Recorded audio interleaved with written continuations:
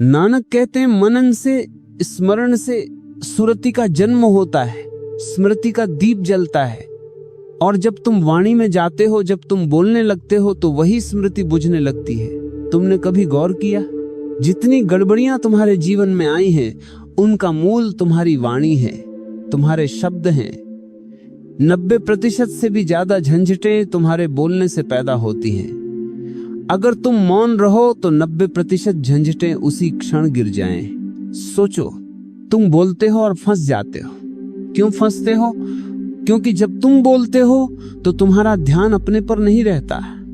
बोलने में चेतना बाहर बह जाती है। चेतना एक तीर की तरह है, उसका फल जिस ओर जाता है, ध्यान वहीं टिकता है। जब तुम किसी और से बोलते हो तो तीर दूसरे की ओर चला जाता है, और तीर का पिछला हिस्सा, तुम्हारी अपनी जड़, तुम्हारी आत्मा अंधकार में छूट जाती है। तभी बातें निकल जाती हैं जिन्हें बोलने के बाद जीवन भर पछताना पड़ता है। कभी सोचा भी नहीं था और जुबान से निकल गया, मैं तुमसे प्रेम करता हूं। पहले ख्याल भी ना आया था, बातों बातों में बात निकल गई, अब फंस गए। अब उस एक शब्द से 100 नए शब्द निकलेंगे, एक वचन से हजारों उलझने जन्म लेंगी। यही तो है जीवन की जंजीर, शब्द से शुरू होती है। और जब एक बार शब्द बाहर आ गया तो अहंकार उसे पकड़ लेता है। अब अहंकार कहता है इसको निभाना है। भले ही हकीकत बदल गई हो, पर अब शब्द से बंधन हो गया। तुम कहते हो मैं जन्म जन्म प्रेम करूंगा। जरा सोचो, कल का भरोसा नहीं और तुम अनंत काल की बात कर रहे हो। यह अहंकार का खेल है। सच में अगर होश में हो तो केवल इतना कह सकोगे, इस क्षण प्रेम है और वही सत्य है। कल क्या होगा कौन जानता है, कल की कोई गारंटी नहीं। लेकिन यह सत्य बहुत छोटा लगता है अहंकार को। अहंकार को रस आता है अनंत की झूठी बातें बनाने में। मुल्ला नसीरुद्दीन की पत्नी पूछती है, तुम पहले जैसा प्रेम नहीं करते क्या? इसलिए कि मैं बूढ़ी हो गई हूं, झुर्रियां पड़ गई हैं? और याद दिलाती है कि शादी के समय तुमने धर्मगुरु के सामने कहा था सुख दुख में साथ देंगे। देखो एक वचन कैसे बंधन बन गया। उस क्षण का प्रेम तो सच्चा था, पर अहंकार ने उसे सदा का बना दिया। नानक कहते हैं मनन करो, स्मरण करो, वाणी से जितना बच सको बचो, क्योंकि मौन में तुम अपने पास लौटते हो। मौन में चेतना बाहर नहीं जाती, मौन में तीर अपने मूल पर लौटता है। और जब चेतना अपने मूल पर लौटती है तभी सच्ची सुरति जागती है। नानक कहते हैं मनन से, स्मरण से सुरति का उदय होता है। और जब सुरति का उदय होता है तभी जीवन में पहली बार रोशनी फैलती है।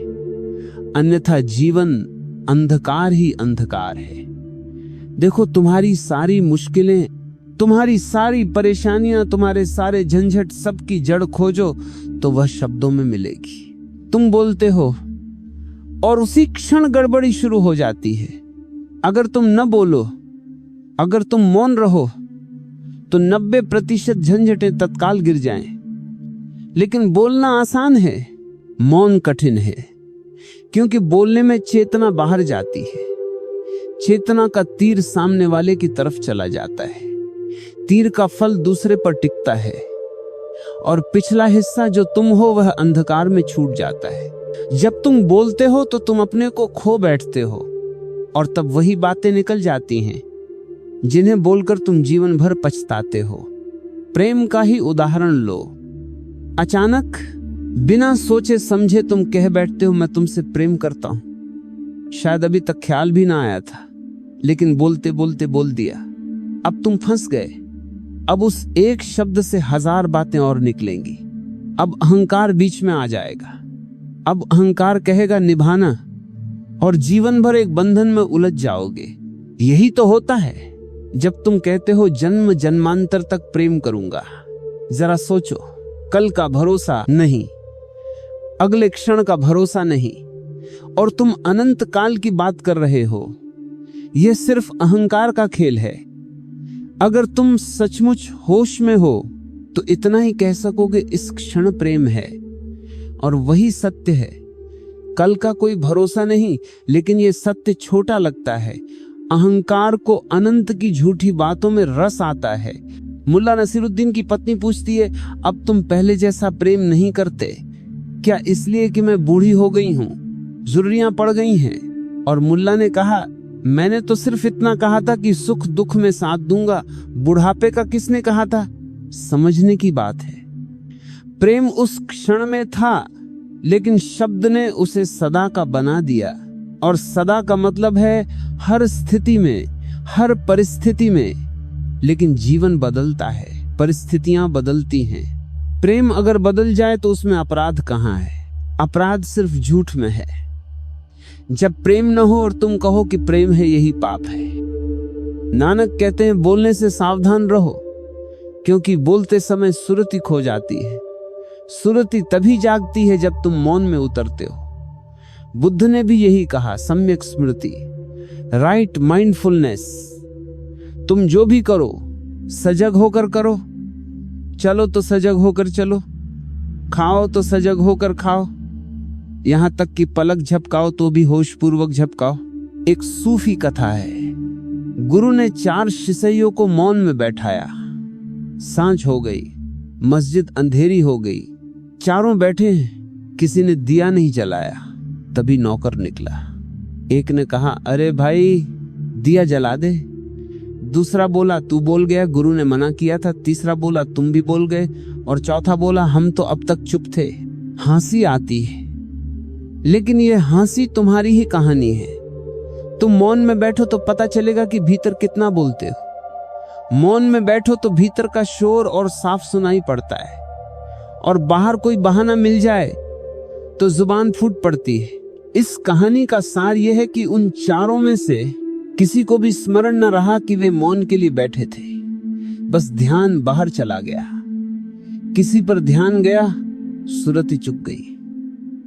नानक कहते हैं, मनन से ही सुरति जन्म लेती है। सुरति का अर्थ है दोनों ओर देखने की क्षमता। साधारण आदमी जब बोलता है तो ध्यान सिर्फ बाहर होता है, लेकिन बुद्ध जब बोलते हैं तो ध्यान बाहर भी होता है और भीतर भी। वही 2 फल वाला तीर है, एक फल दूसरे की ओर, एक फल अपनी ओर। वही सजगता, वही सुरति है। और जब सुरति है तब शब्द अमृत बन जाते हैं। तब एक भी शब्द तुम्हें झंझट में नहीं डालता। लेकिन बिना सुरति के हर शब्द जंजीर बन जाता है। तो याद रखो, पाप कोई कर्म नहीं है, पाप अचेतनता है। और पुण्य कोई कर्म नहीं है, पुण्य चेतनता है। फर्क केवल चेतना का है। वही काम अगर होश में किया जाए तो पुण्य बन जाता है, और वही काम अगर बेहोशी में किया जाए तो पाप। तुम्हारा जीवन बदल जाएगा अगर तुम इस एक सूत्र को पकड़ लो, होश पूर्वक जीना।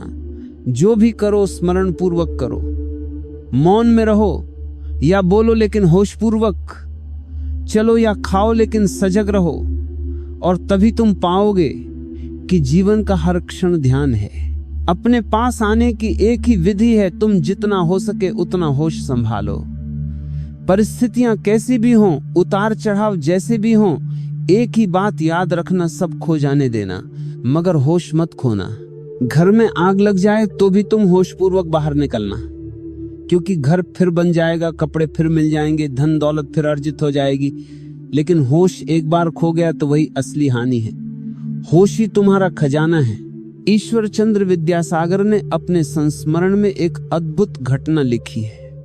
वे वायसराय की सभा में बुलाए गए थे।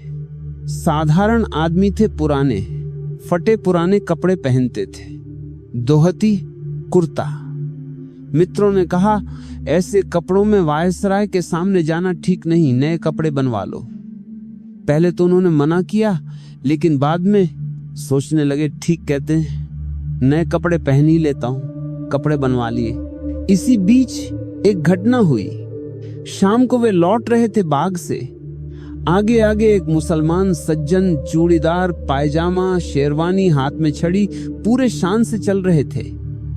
अचानक एक नौकर दौड़ता आया और बोला, मीर साहब आपके घर में आग लग गई। लेकिन वो आदमी वैसे ही चलता रहा जैसे कुछ सुना ही न हो। चाल में, सुर में, छड़ी के हिलाने में जरा भी फर्क न आया। नौकर ने सोचा शायद मालिक ने सुना नहीं। वो फिर चिल्लाया, मकान में आग लगी है। आप समझ ही नहीं क्या? आप इतने निर्विकार क्यों हैं? नौकर तो पसीने पसीने था, उत्तेजित था, कांप रहा था। उसका तो अपना कुछ भी नहीं जल रहा था, पर मालिक स्थिर शांत। मीर साहब ने कहा, सुना मैंने, लेकिन मकान में आग लग जाने से क्या पूरी जिंदगी की चाल बदल दूं? और वे वैसे ही धीरे धीरे अपनी चाल से घर पहुंचे। नौकरों को कहा, बुझाओ। स्वयं बाहर खड़े रहे। कोई हड़बड़ी नहीं, कोई घबराहट नहीं, एक रत्ती भर भी अंतर नहीं। ईश्वर चंद्र विद्यासागर ने लिखा, मैं स्तब्ध रह गया। मेरे हृदय में श्रद्धा उमड़ आई। ऐसा आदमी मैंने पहले कभी न देखा। यह किस बात को संभाले हुए है? वह सिर्फ एक बात संभाल रहा था, होश। जो हो रहा है वो हो रहा है। आग लगी है, बुझाई जाएगी। मकान जलेगा तो फिर बनेगा। लेकिन होश अगर एक क्षण के लिए भी खो गया तो वह क्षति अपूरणीय है। यही सुरति है, यही स्मृति है। नानक कहते हैं सुरति को मत खोना, और बुद्ध कहते हैं स्मृति ही धर्म है। जो कुछ करो सजग रहकर करो। होश में किया गया हर कर्म पुण्य है, और अचेतनता में किया गया हर कर्म पाप। लेकिन देखो तुम कैसी छोटी छोटी बातों में होश खो देते हो। 1 रुपये का नोट गिर गया और तुम पगला जाते हो। पागल की तरह ढूंढते फिरते हो, जहां नहीं है वहां भी देखते हो। आंखें चौड़ी हो जाती हैं, जैसे दुनिया डूब गई। नोट से बड़ा तुम्हारा होश है, मकान से बड़ा तुम्हारा होश है, जीवन की सारी संपत्ति से बड़ा तुम्हारा होश है। क्योंकि अगर होश खो गया तो सब व्यर्थ है, और अगर होश बचा रहा तो सब फिर से पाया जा सकता है। तो मैं तुमसे कहता हूं, सब खो जाने देना, एक ही बात मत खोना, होश। यही तुम्हारा केंद्र है, यही तुम्हारी आत्मा है, यही तुम्हारा परमात्मा है। सबका रास्ता एक ही है, अपने पास आना। और अपने पास आने का एक ही उपाय है, होश संभालना। जितना हो सके उतना सजग रहो। परिस्थिति कैसी भी हो, सुख हो या दुख, आग लगे या पानी, एक चीज मत खोना, तुम्हारी चेतना, तुम्हारी स्मृति, तुम्हारी सुरति। बाकी सब कुछ खो भी जाए तो भी कुछ नहीं, पर यदि चेतना खो गई तो सब कुछ ही खो गया।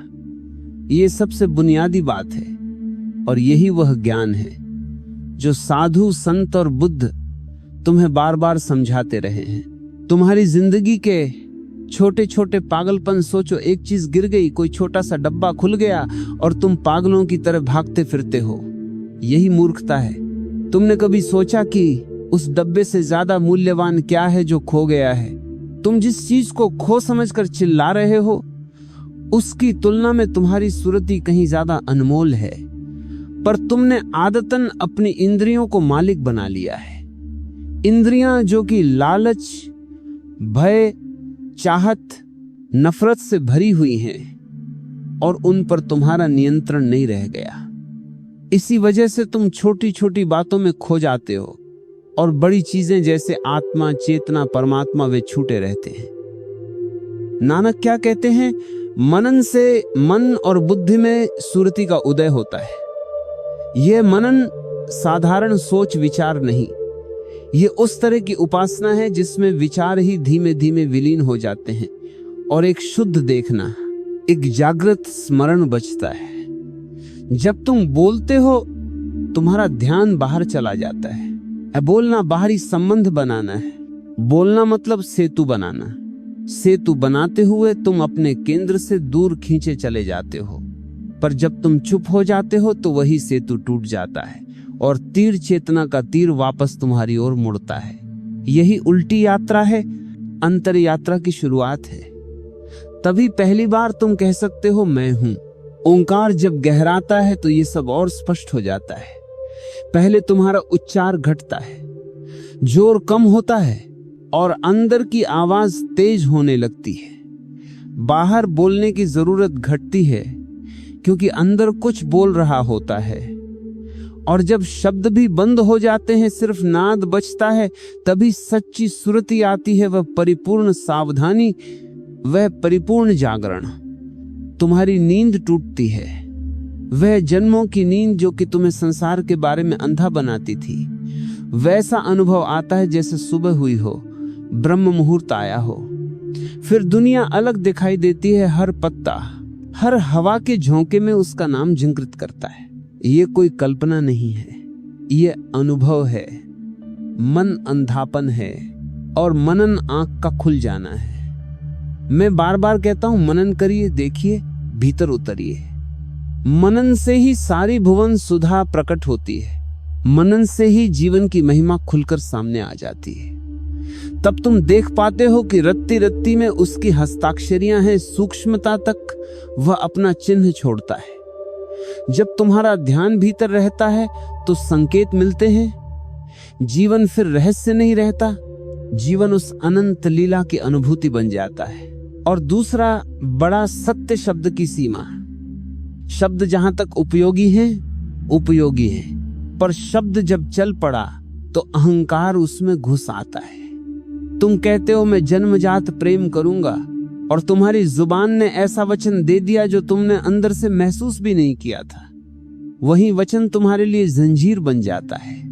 अहंकार कहता है अब इसे पूरा करो, और पूरा करने के चक्कर में तुम स्वयं को खो देते हो।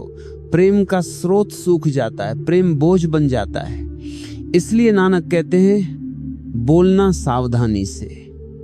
बुद्धों के लिए बोलना ठीक है, क्योंकि उनके भीतर दोधारी तीर बन चुका होता है। बाहर भी चेतना और भीतर भी साक्षी। तब बोलने में भी सूरती बनी रहती है और शब्द अमृत बन जाते हैं। ये बड़ी सरल बात है, पर बहुत कठिन मौन। कैसे मौन? सिर्फ होंठ बंद कर देने से मौन नहीं आता। भीतर की बातों का मौन चाहिए। जब भीतर का शोर बंद हो जाता है, तभी बाहरी मौन फलदायी होता है। और यह काम अभ्यास मांगता है। इसलिए गुरु 4 शिष्यों को मौन में बैठाते हैं, और वे निद्रा में, प्रवचन में, आदतों में खोकर अपने उद्देश्य तक नहीं पहुंचते। कहानी मजेदार है, पर उसकी गंभीरता तुम्हारी ही कहानी है। तुम मौन में बैठे ही नहीं रहते, किसी न किसी बहाने से बोलते हुए पाए जाते हो, और हर बार बोलते समय सूरती कम होती जाती है। उसका दूसरा पक्ष, संकट में होश। ईश्वर चंद्र विद्यासागर का वह संस्मरण क्या कहता है? एक सज्जन को आग की सूचना दी जाती है और वह बिल्कुल शांति से चलता है, भीतर कुछ भी नहीं हिलता। ये कोई कठोरता नहीं, ये एक तरह की जागृत शांति है। उसे पता है कि आग है, पर उसने अपना होश नहीं खोया। सब व्यवस्था कर दी और फिर सब सही हुआ। यही सुरती है संकट में भी होश संभालना। पैसा, कपड़ा, प्रतिष्ठा सब कुछ नष्ट हो सकता है, पर चेतना जो बची रहती है वह सब कुछ फिर से बनाने का स्रोत है। तुम्हारी वासना, तुम्हारा मन, तुम्हारी पहचान, यही सब तुम्हें अंधा बनाते हैं। पश्चिम के दार्शनिकों ने भी सवाल किया कि जीवन का अर्थ क्या है। कुछ ने यह महसूस किया कि अर्थ का अभाव आत्महत्या तक ले जा सकता है, पर यह भी बेहोशी की चरम सीमा है। कारण यह है कि जब तुम अपने भीतर की गहराई से जुड़े नहीं, जब जीवन सिर्फ बाहरी सुख दुख का खेल बदता है। पर जो व्यक्ति मनन से जागा है, उसे हर चीज में अर्थ दिखता है, और अर्थ उसका भीतर का प्रकाश है, अर्थ उसका अपने होने का आनंद है, और वह किसी बाहरी सिद्धि पर निर्भर नहीं। अब व्यवहारिक बात, कैसे चित्त होना, कैसे सुरति पालनी चाहिए। 2-3 साधारण उपाय हैं जिन्हें मैं बार बार दोहराऊंगा। हर क्रिया को स्मरण पूर्वक करो। खाओ, चलो, बोलो, सुनो, परंतु सजग रहकर। संकट में भी अपने होश को केंद्रित रखो। आग लग जाए, कोई बात छूट जाए, जो करना है वह कर दो, पर इमोशन में बहकर अपना ध्यान खोना मत। मौन का अभ्यास करो। नित्य कुछ समय के लिए सचमुच चुप बैठो और अपने भीतर होने वाले संवादों को देखो। देखते रहो, पर उनमें न घुसो। यह साधना धीरे धीरे सुरति को स्थिर कर देगी। और याद रखो, सुरति वैसी चीज नहीं कि तुम उसे बाजार से खरीद लो। ये अभ्यास का फल है। ये एक तरह का भीतर का व्यायाम है। जैसा शरीर का व्यायाम शरीर को दृढ़ बनाता है, वैसे ही स्मृति का व्यायाम चेतना को पक्का करता है। स्मृति से तुम्हें जीवन की सच्ची दिशा मिलती है। स्मृति से तुम्हारी आंखें खुलती हैं, और जब आंखें खुलती हैं तब संसार की मूर्खताएं वैसी नहीं दिखती। तुम देखते हो कि क्या अनंत है और क्या क्षणिक, क्या लोक होता है और क्या शून्य। तुम्हारी जिंदगी तब बदल जाएगी जब तुम एक अंतराल को पकड़ पाओगे। वह अंतराल जो दो भावों के बीच है, दो शब्दों के बीच है, दो क्रियाओं के बीच है। अगर उस अंतराल में तुम सजग रह सको, तभी तुम सुरति और मनन के स्रोत तक पहुंच पाओगे। और फिर हर क्रिया में एक गहराई आ जाएगी, ना कि प्रदर्शन के लिए बल्कि एक भीतर के उल्लास के लिए। यही वास्तविक ध्यान है जो जीवन को पूरा कर देता है और तुम्हारे अस्तित्व को अर्थशाली बना देता है। अंत में एक छोटी सी चुनौती। आज रात सोने से पहले खुद से पूछो, मैंने आज कितनी बार अपना होश खोया, कितनी बार छोटी छोटी बातों के लिए अपने को बेच दिया। और जो जवाब आए उससे बिना किसी अपराध भाव के देखो। फिर ठान लो कि कल एक बार और सामान्य परिस्थिति में एक बेचैन पल में तुम अपने होश को नहीं खोओगे। ये छोटा सा प्रतिज्ञा पर्याप्त है, और इसी छोटे छोटे प्रतिज्ञाओं का संचय तुम्हें भीतर की ओर खींचेगा। याद रखो, सभी चीजें खो सकती हैं जो नहीं खोनी चाहिए, वह सुरति। सुरति जो रहेगी वही जीवन का प्रकाश बनेगी। सुरति जो खो जाएगी वही अंधकार है। और जब वह प्रकाश जाग उठेगा तब तुम देखोगे कि जीवन हमेशा से ही पूर्ण था। तुम्हारे पास जो सबसे बड़ा उपहार रखा गया है वही तुम बेकार समझकर वापस फेंक देते हो। ये कोई छोटी बात नहीं है। तुम दुनिया में इतने व्याकुल हो, इतने भटके हो कि जो वास्तविक धन तुम्हारे भीतर रखा गया था, स्मृति, सुरति, होश, उसको तुम निकाल कर फेंक देते हो उन छोटी छोटी चीजों के लिए जिनका कोई मूल्य ही नहीं। ये अनजाना अंधापन है।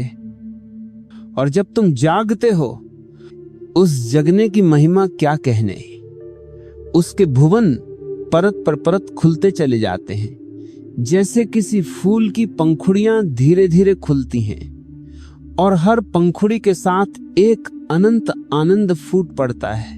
ये जागरण कोई कथनी से नहीं आता, ये स्मरण से आता है। नानक कहते हैं, मनन से मन व बुद्धि में सुरति का उदय होता है। मनन मतलब सतर्क होने की एक ऐसी दृष्टि जो फालतू विचारों को काट दे, जो तुम्हें भीतर खींचे, जो तुम्हें तुम्हारे केंद्र तक पहुंचा दे। जब ओंकार गहरा बैठता है, जब भीतर की ध्वनि इतनी गहरी हो जाती है कि बाहर की बात करने की आवश्यकता कम हो जाती है, तब शब्द चुप होते हैं और तीर यानी चेतना वापस अपने स्रोत की ओर मुड़ जाती है। उल्टी यात्रा आरंभ होती है। तब पहली बार तुम पूरा दिखाई देने लगते हो, मैं हूं का अनुभव आता है। और ये मैं हूं बहुत विशेष है। ये कोई संतोष नहीं, कोई अभिमान नहीं, ये साक्षात्कार है। पहले तुम छाया में खड़े थे, दिया तले अंधेरा था, अब प्रकाश आ जाता है, नींद टूट जाती है। हजारों साल की नींद जैसे टूटकर चुनौती में बदल जाती है। ब्रह्म मुहूर्त की वह ताजगी पहली बार आती है। तुम्हारे भीतर से एक नई सुबह प्रस्फुटित होती है। तब जीवन का अर्थ स्वयं बोल उठता है। कौन समझा सकता है किसी को जो जागा नहीं तुम? कितनी बातें मांग लो, जितना ज्ञान ठोक दो, जब तक शुद्ध नहीं आती कोई बात तुम्हें जचेगी नहीं। समाधि, परमात्मा, ईश्वर शब्दों से क्या होता है? तुम शब्द सुनते रहो, पुस्तकें पढ़ते रहो, गुरु सुनते रहो, पर जब तक तुमने खुद अनुभव न किया हो। नानक, बुद्ध, कबीर, सारे उन लोगों के वचनों की महिमा तभी तुम्हें जचेगी जब तुम्हारे अंदर शुद्ध आएगी, जब तुमने मनन का रास्ता पकड़ा होगा। वरना वे लोग तुम्हारे लिए केवल विचारों के जलेबियां रहेंगे, स्वादिष्ट पर खाली। और शब्द का संकट क्या है? शब्द यदि बेहोशी में निकले तो वे तुम्हें मुस्कुराहट नहीं देते, वे तुम्हें जंजीर में डाल देते। तुम बोलते हो मैं तुझे जन्मों जन्म प्यार करूंगा, और पल भर में तुम्हारे भीतर बदल जाता है। तब वही वचन तुम्हारा मालिक बन जाता है और अहंकार कहता है निभाओ। तुम निभाने की कोशिश करोगे तो प्रेम खत्म हो जाएगा, निभा नहीं पाओगे तो पछताओगे। अहंकार के लिए अनंत का वादा करना मधुर है, पर वह मधुरता असत्य की मिठास है। सच तो इतना सरल है, यदि तुम सच में होश में हो तो बस कह दो इस क्षण मुझे प्रेम है। वही सच्चा और जीवंत है। इसलिए नानक ने कहा मनन से मुंह पर मार नहीं खानी पड़ती। मुंह पर मार वह जो तुम झेलते हो बार बार, जब तुम्हारी बातों और कर्मों का शर्मनाक परिणाम सामने आता है। रोज थूकना और फिर चाटना तुम्हें यही करना पड़ता है, क्योंकि तुमने बिना स्मृति के, बिना होश के व्यवहार किया। रोज का पश्चाताप, रोज का पछतावा, ये तुम्हारी दशा बन चुकी है। तुम मौसम की तरह बदलते हो, तुम्हारा कोई तत्व स्थिर नहीं, क्रिस्टलाइज नहीं, और इसीलिए जीवन का भरोसा, जीवन की ठोसियत सब टुकड़े टुकड़े रह जाती है। और मृत्यु का भय, तुम उससे क्यों डरते हो? क्योंकि तुमने जीवन को बेहोशी में बिता दिया। दिन भर का जीवन यदि भूलों और आवेगों में गुजरेगा तो आखिर में मरते वक्त वही भय बाहर आकर खड़ा होगा। चीखे, रोष, बचने की जद्दोजहद, यही यम का मुख है भय। पर जो आदमी स्मरण पूर्वक जीता है, जिसने अपने भीतर साक्षी खड़ा कर लिया, वह मरते समय पाता है कि मृत्यु कोई दुष्ट शत्रु नहीं, वह एक द्वार है परमात्मा का आमंत्रण, विलीनता की प्रक्रिया। मृत्यु तब भय नहीं, आलिंगन बन जाती है। ठीक वैसा ही जैसे सुबह का फूल जागने पर खिल उठता है, उसी तरह जागकर मरना भी एक फूल का खिलना है। मृत्यु जीवन की परिपूरकता है, न कि उसका समाप्ति वक्त। और ये अनुभव वही पाते हैं जिन्होंने मनन से जीवन को देखा है। इसलिए दूसरी बार कहूंगा, मनन करो, स्मरण करो। स्मरण वह कि जो तुम्हें हर क्रिया में सजग रखे। स्मरण वह कि जो तुम्हें शब्द बोलने से पहले रोक दे, जो तुम्हें किसी वचन को देने से पहले भीतर झांकने को बाध्य करे। और व्यवहारिकता में तुम छोटी छोटी आदतों से बनते हो। हर बार जब कोई छोटा सा उत्तेजक घटता है, नोट गिर जाता है, अफरा तफरी हो जाती है, तुम्हारा होश खो जाता है। यही छोटी छोटी बार बार की हार है। पर यह हार वैसी नहीं जैसी तुम समझते हो। यह हार तुम्हारी आत्मा की जिद है। तुमने अपने होश को बेच दिया। जीवन बहुत बड़ा उपहार है, उसका उपयोग करने का तरीका स्मृति में छुपा है।